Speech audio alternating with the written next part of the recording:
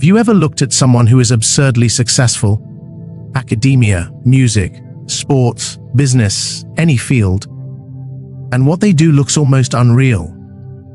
Not because it's flashy, but because it's effortless. You watch them and think, what I just saw should not be possible for me. And yet they made it look as easy as taking a nap. No strain, no visible struggle, no desperation, just smooth execution.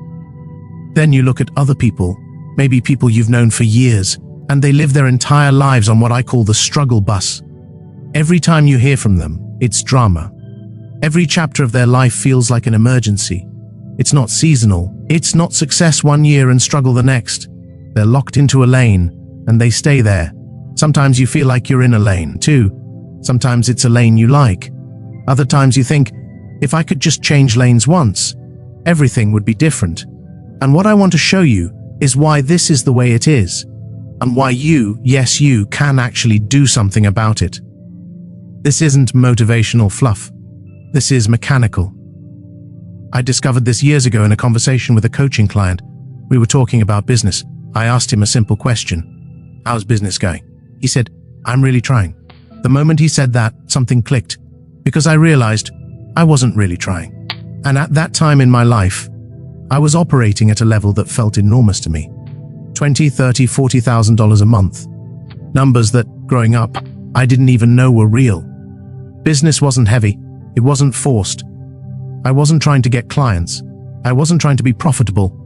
I wasn't trying not to fail. Things were just happening. That gap bothered me. So I called one of my mentors, different name, same role. I said, this is going to sound strange, but I need to ask you something. Are you trying to succeed? He laughed. Trying to succeed? I'm not trying to succeed.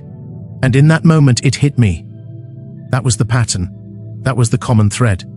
Here's the core of everything I'm about to share with you. People who are succeeding in any area of life are not trying to succeed, any more than people who are failing are trying to fail. They are operating from a system, a lane, a structure. And once you see that, changing lanes stops being motivational and starts being inevitable, are trying to fail. In both cases, the outcome is automatic. As Niccolò Machiavelli warned centuries ago, men do not rise or fall by intention alone, but by the systems and habits that govern them beneath awareness. That is why some people automatically rise and others automatically struggle. And here's the part that messes with people's heads. Many people who are failing are actually trying very hard to succeed. Let that sit for a second. That tells us something uncomfortable. It suggests that trying to succeed may actually contribute to failure, not success. Machiavelli understood this when he wrote that fortune favors those prepared to command circumstances, not those who beg outcomes to change. Effort without control is not power, it's exposure. And if it feels like I'm deliberately rearranging the furniture in your head right now, that's intentional. Because once the familiar mental layout is disrupted, you can't easily walk back to the beliefs that kept you stuck. So before we go any further, pause for a moment, reflect honestly. Do you recognize this pattern in your own life or in the people around you? If this idea hit close to home, comment 1 or 2 words that describe the lane you feel like you've been stuck in. Just that. And if you're ready to go deeper into how power, mindset, and automatic outcomes really work, subscribe and join a growing community of disciplined men, learning how to step out of struggle lanes and into intentional success. Because what I'm about to explain next is the mechanism behind all of it. And once you see it, you won't be able to unsee it. So to understand why some outcomes feel effortless and others feel impossible, we have to talk about something people love to mention, but rarely explain correctly. Mindset. Everyone throws the word around. I've said it myself. Mindset times skill set times tool set equals assets, and income follows assets. You've heard that before, but almost nobody slows down long enough to explain what mindset actually is. Because here's the truth. Everyone already has one. You don't need a mindset. You already have a mind that is set. The real question is, set to what? Think of it like a thermostat. The temperature in a room doesn't fluctuate randomly. Someone set it. And when I walk into a space, before a crowd arrives, I don't wait until it's hot and then start reacting. I set the temperature in advance. Once it's set, the system regulates automatically. I don't keep going back to the wall every 5 minutes. The regulator maintains the environment for me. That is exactly how your life works. Your results are not managed manually, they are regulated automatically. Niccolò Machiavelli understood this, long before neuroscience gave us modern language for it. He observed that men live less by conscious decision than by habituated order. In other words, outcomes are governed by what has already been set beneath awareness. And here's where people get confused. If you walk up to a thermostat blindfolded and start pressing buttons randomly, you might change something, but you won't know what you changed, and you won't be able to repeat it. That is how most people approach mindset. Random effort, no intention, no clarity, no consistency. So before you can set anything intentionally, you must define the outcome you actually want. And that requires defining success, not the internet version, not the motivational poster version. The most accurate definition I've ever found is this: success is discovering the purpose for which you were created, developing yourself for that purpose, and then deploying yourself in that purpose. Money often follows that process, not always immediately, sometimes not at all. But if I had to choose between being successful or simply making money, I would choose success and trust the rest to follow. Machiavelli wrote that wealth without purpose collapses under its own weight, while purpose attracts resources naturally. Now we need to go deeper, because mindset isn't a single thing. Your mind has functions, multiple ones. People talk about the conscious and subconscious mind, but those words don't paint a picture. They're abstract. So let's make this practical. Think of your mind in two parts. The first is what I call the manual mind. The second is the automatic mind. This distinction changes everything. Here is the rule most people never hear: success and failure are always determined by the automatic mind. Always, not sometimes, always. And here's the dangerous part. If you did not intentionally set your automatic mind for success, that does not mean it is unset. It means someone else set it, or a system did, or a culture did, and those forces did not necessarily have your best interest in mind. Machiavelli warned that the most effective form of control is invisible control, because resistance never forms against what feels normal. History is full of examples. Entire populations have been freed physically while remaining enslaved. Mentally, bodies leave one condition, while minds remain loyal to the old structure. That is why short journeys take decades. That is why potential rots. That is why people sabotage the very opportunities they prayed for. The automatic mind executes whatever program it has been given. It does not argue. It does not evaluate morality. It produces results, period. And when you attempt to reset it, don't expect applause. Every system resists interference. Just like in a household, authority reacts. When someone touches the thermostat, cultural systems react, social systems react, families react. The moment you touch your own internal regulator, pressure shows up, guilt shows up, fear shows up, sometimes ridicule shows up. As Niccolò Machiavelli wrote, reformers face enemies from those who benefit from the old order, and only lukewarm support from those who might benefit from the new one. But here's the good news. The thermostat can be reset, deliberately, intentionally, permanently. That is why this conversation matters.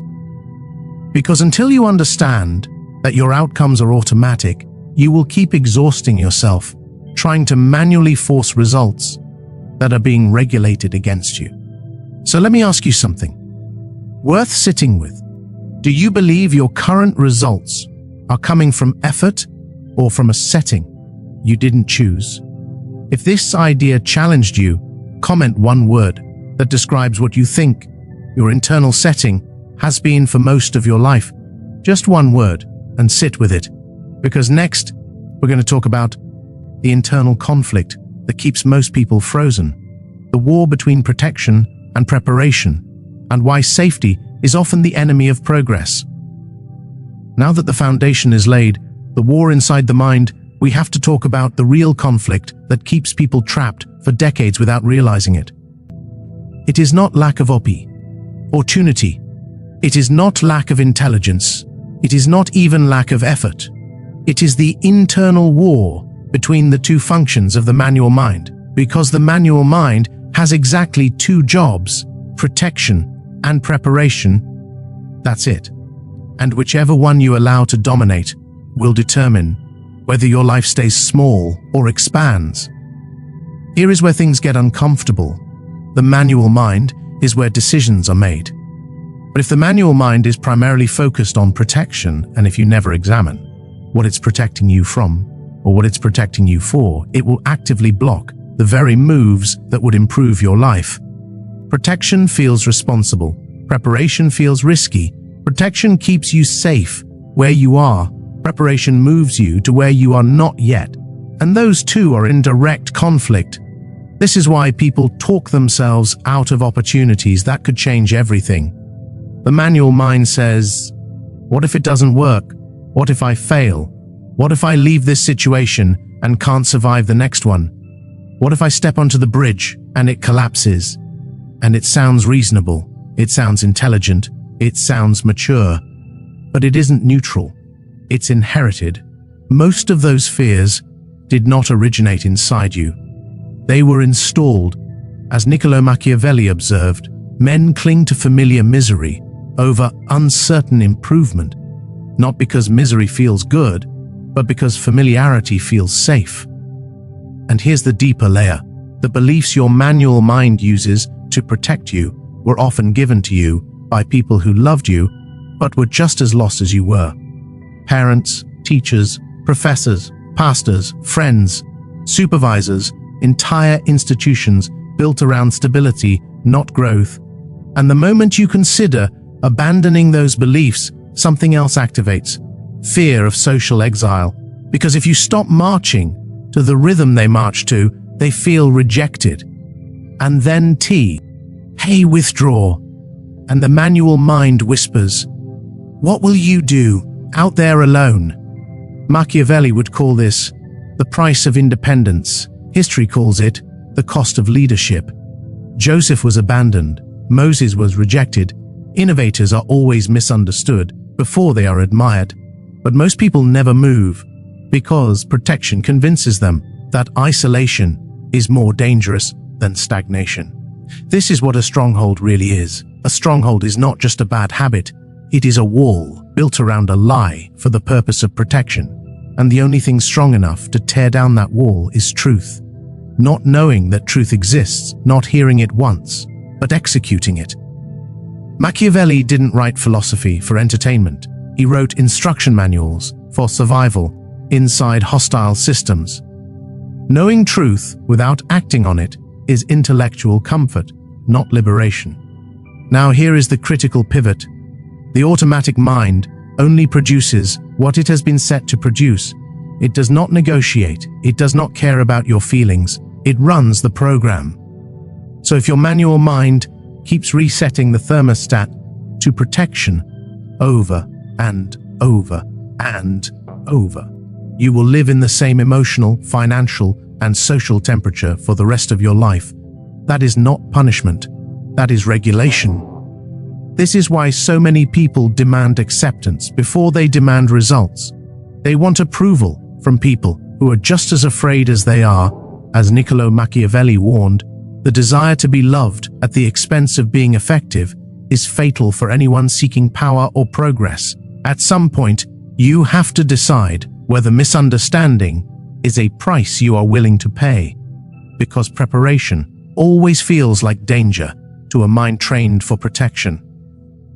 So let me ask you something, honestly. When you think about making a move that would stretch you financially, professionally, socially, does your first instinct protect you or prepare you?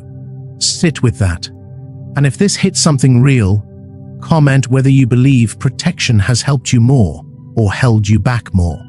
Just reflect honestly, because next we have to talk about how these two minds are unified properly, how you move from constant effort to autopilot, and why mastery is the only bridge between fear and freedom. mastery, autopilot, and market reality. This is where everything comes together. Once you understand the two minds and their functions, the next step is unification. But it must happen in the correct order, because you are always doing one of two things. You are either using your manual mind to drag your automatic mind back into struggle, or you are using your automatic mind to elevate your manual mind into discipline and direction. There is no neutral setting. Machiavelli was clear on this. Disorder is not the absence of control. It is control, exercised unconsciously. Think about flying a plane during takeoff, climbing, navigating turbulence, adjusting speed, watching instruments, scanning the horizon. Everything requires constant attention. It is exhausting. But once you reach cruising altitude, once conditions stabilize, you engage autopilot. Now the plane maintains direction, speed, and altitude automatically. Your role shifts from forcing outcomes to monitoring systems. That is the difference between struggling and succeeding. Struggle is manual flight forever. Success is reaching a level where systems carry you. Most people never get there because they keep resetting the thermostat to protection. Every uncomfortable decision gets overridden. Every moment of uncertainty gets labeled danger. But here is the truth. No one tells you. If your decisions do not occasionally make you feel out of control, you are not accessing the level of creativity required to move up. Safety blocks innovation. Comfort blocks leverage. Machiavelli warned that those who refuse calculated risk become dependent on luck, and luck is not loyal. Now, mindset alone is not enough. This is where people get delusional. You can think positively all day long, but without skill, you are just optimistic and incompetent. Preparation matters. Skill matters. You must learn how to do something valuable, build something, solve a problem, communicate an offer, create leverage. Here is the rule. Professionals live by, spend 4 to 10 times more time preparing than performing. This is why mastery looks effortless from the outside. People assume talent, they assume luck, they assume shortcuts. What they do not see is decades of preparation, repetition, feedback, adjustment. Machiavelli observed that true power is built quietly, long before it is displayed publicly. Professionals practice until they cannot get it wrong. Amateurs practice until they get it right once and hope. And mastery does not arrive all at once. It stacks. Athletes do not master every skill simultaneously. Musicians do not. Strategists do not. You master one component, then another, then another. Eventually, the combinations synchronize. That is when people start asking, how does that look so easy? It looks easy because the hard part was done long before you were watching. But none of this matters. If you produce the wrong thing, the market does not reward effort, it rewards value. You do not get paid for what you want to create. You get paid for what others want to buy. This is where ego kills businesses. People fall in love with their story instead of the market's needs. Machiavelli would call this vanity, masquerading as virtue. The market does not care about your intentions. It cares about results. Produce fruit the market desires, not fruit that makes you feel important, not fruit that massages your ego, fruit that solves a real problem for people who can and will pay for it. Machiavelli understood this brutally well when he wrote that men are rewarded not for intention but for utility. The world does not pay you for effort, it does not pay you for passion, it pays you for leverage and usefulness. And the moment you align your skill, your system, and your discipline around that truth, money stops feeling like something you chase and starts behaving like something that responds. Only promise what you can deliver, because the fastest way to destroy power is to overpromise and underdeliver. When you do that, you are not just losing money, you are revealing weakness, and weakness is always punished in the long run. But when you consistently deliver what you said you would, When your reputation quietly precedes you, profit becomes automatic, not exciting, not dramatic, automatic. That is what real success looks like. Boring on the outside, ruthlessly engineered on the inside, systems aligned, skills stacked, mindset set, outcomes regulated in your favor, without you begging life for permission. So let me leave you with something uncomfortable, but necessary. If your life feels like constant effort with inconsistent results, it is not because you are unlucky. And it is not because you are incapable. It is because your systems are misaligned. You are flying manually in turbulence, while other men have already reached cruising altitude. And the longer you stay there, the more exhausted you become, until one day, exhaustion masquerades as destiny, as Niccolò Machiavelli warned. Men who confuse endurance with virtue slowly surrender their power without realizing it. But here is the part most people never hear. This can be fixed, not overnight, not painlessly, but deliberately, intentionally, permanently. The moment you stop asking, "Why is this so hard for me?" and start asking, "What system is producing this outcome?" you step out of victimhood and into authorship. And once you see life that way, you cannot unsee it. You either redesign your internal machinery, or it will keep producing the same results until the end. So decide, not emotionally, strategically. Decide what you are willing to master next. If this landed where it needed to, comment 1 or 2 words that name that commitment. And if you are done living on an autopilot, programmed by fear, culture, and other people's limitations, subscribe and join a growing community of men learning how to engineer their lives with clarity, discipline, and quiet power.